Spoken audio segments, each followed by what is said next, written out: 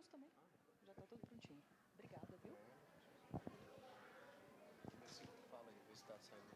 Olá, pronto. Bom dia a todos. Meu nome é Thaís Abraão. Eu sou otorrinolaringologista também, da parte de otologia. E eu fiquei responsável por falar um pouco sobre os cuidados nesse pós-operatório de pacientes com implante coclear. Começando, eu vou colocar algumas dúvidas, as mais frequentes que a gente vê no consultório, quando a gente está com esse paciente, trabalhando com esse paciente em implante coclear. E a primeira dúvida que todo mundo tem é como vai ser essa ferida operatória, o que eu tenho que tomar cuidado com essa ferida operatória. Eu não sei se todo mundo aqui já teve a oportunidade de acompanhar um paciente bem no pós-operatório de implante, mas a ferida ela é retroauricular. Então, ele fica com essa ferida. Só que, quando sai do centro cirúrgico, a gente faz um curativo compressivo. Não sei se todo mundo já viu aqui, que é uma faixa mesmo. Então, a gente sempre conversa com os pais e fala, ó, ele vai sair com a orelhinha enfaixada. E a gente deixa esse cuidado, esse curativo compressivo, depende muito de cada médico. Só que, normalmente, a gente deixa de 3 a 5 dias.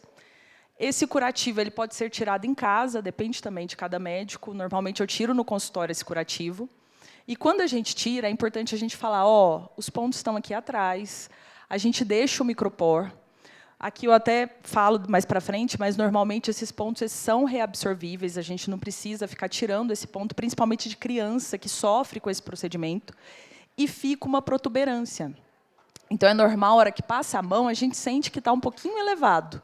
E como que tem que cuidar dessa ferida operatória? Ah, tem que passar algum produto, tomar antibiótico, alguma coisa? É só cuidar mesmo. A gente lava na hora do banho, tomando cuidado para não molhar essa orelha e deixar bem sequinho. São os únicos cuidados que tem que ter. O restante, a gente vai acompanhando esse paciente. É normal sentir dor nesse pós-operatório? Que é outra dúvida que a gente recebe muito nesse consultório. A dor, a gente fala que é de leve a moderado. Não é uma dor que vai ser de grande intensidade, que o paciente tem que ficar internado, ou fica usando um medicamento controlado para controlar a dor. A gente prescreve analgésicos comuns, Novalgina, Tilenol, e isso já controla a dor do paciente. Então, não é um procedimento que a gente espera que o paciente vá sofrer muito no pós-operatório com a queixa de dor. Na hora do banho, que é outra dúvida muito importante, que todo mundo questiona, e o banho, como que eu vou fazer? Quando está com esse curativo que eu falei, a gente orienta a não molhar. Mas, depois que eu tiro a faixa do paciente, o mais importante é que não molhe de jeito nenhum essa orelha que a gente operou. A gente até orienta a usar algodão, pingar umas gotinhas, óleo Johnson, óleo de amêndoa, e deixar a parte do óleo para o lado de fora. Não precisa ser aquele algodão encharcado, mas proteger essa orelha para não entrar água nessa orelha que foi operada. Mas o restante é banho normal, não precisa nenhum outro cuidado. Cuidados gerais que a gente sempre fala. Não deitar do lado operado. Eu sei que é difícil, principalmente por criança. Então, por isso que, normalmente, até escurativa essa faixa, eu deixo um tempinho maior, para ter mais segurança para dormir desse lado. Evitar assoar o nariz. É normal até escorrer um pouquinho de sangue nos primeiros dias depois da cirurgia. Mas a gente sempre fala, ó, vai tossir, vai espirrar, sempre com a boca aberta, para não fazer muita pressão. E nada de ficar assoando muito esse nariz. Esforço físico, a gente segura 30 dias e pede para o paciente ficar, não de repouso, mas evitar pegar muito peso, sair muito ao sol, principalmente nas 2 primeiras semanas. E atividade física pesada mesmo, a gente pede 30 dias para evitar. Outra dúvida que eu sempre recebo é da alimentação, principalmente, posso comer carne de porco, tem algum alimento que eu tenha que evitar? Isso não. Pode ser alimentação normal, já no hospital a gente libera a alimentação normal, às vezes uma alimentação um pouquinho mais branda, mas não tem nenhum alimento que tenha que se evitar e que não tenha que ser usado nesse pós-operatório. Processador externo, que é outra dúvida que a gente sempre recebe, né, no consultório. Quando que eu vou colocar? Normalmente, 4 semanas depois que a gente libera. Alguns pacientes a gente consegue até colocar um pouquinho antes, mas, normalmente, com 4 semanas, é a ativação, né, que é quando a gente já coloca o processador externo e o paciente vai para a clínica, que é o momento mais esperado, vai depois dessa cirurgia. Por que a gente espera esse período? É para cicatrização, é para esse processador interno ter a osteointegração, para ter uma cicatrização boa, para aí sim a gente poder colocar esse processador externo, que é por ímã, e não ter risco de ter outras complicações, ferir, né, a pele que foi manipulada durante o procedimento cirúrgico. Então, normalmente, 4 semanas depois, a gente já faz essa ativação.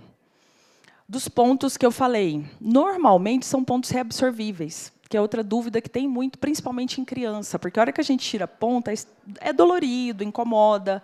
Então, o mais comum é que a gente não precise manipular mais essa ferida operatória. Os pontos, por si só, eles vão sendo reabsorvíveis e a gente só vai acompanhando essa ferida operatória. É importante não assustar, porque realmente fica mais elevado, tem uma protuberância. Então, assim, o normal é isso. Os pontos, depois de 30 dias, normalmente, já não tem nada lá atrás dessa orelha. Outra dúvida muito comum é da vertigem. É muita dúvida e é algo que os pacientes ficam com medo. O normal é que no pós-operatório imediato, que a gente fala, nos primeiros dias, possa ter um pouquinho de vertigem, sinta um pouquinho de desequilíbrio. Mas é mais nos primeiros dias. Tanto que, depois de um tempo, a tendência é que assim, o implante coclear em si não vai fazer com que essa vertigem fique mais intensa ou que tenha uma complicação por causa da vertigem.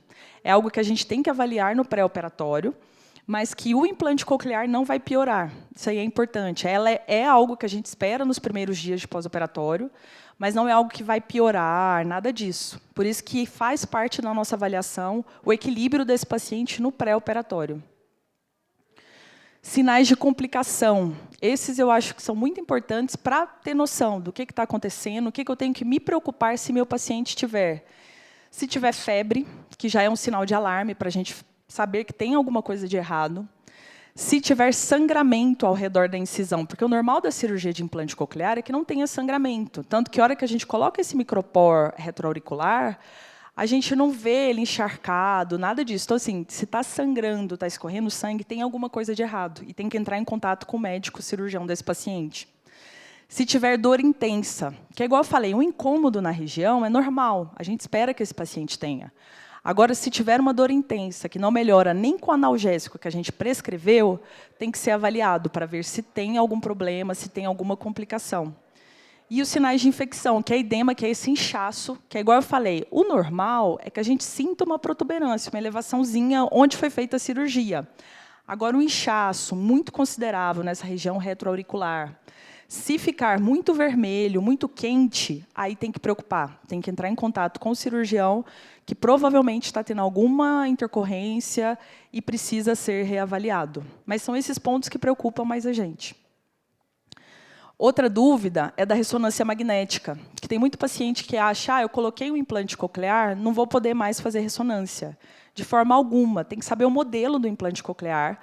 Mas os mais modernos, a gente fala que faz a ressonância de 1,5 Tesla de rotina, a gente consegue fazer nos pacientes. Porque a gente tem muito paciente com tumor, que retira o tumor e coloca o implante coclear.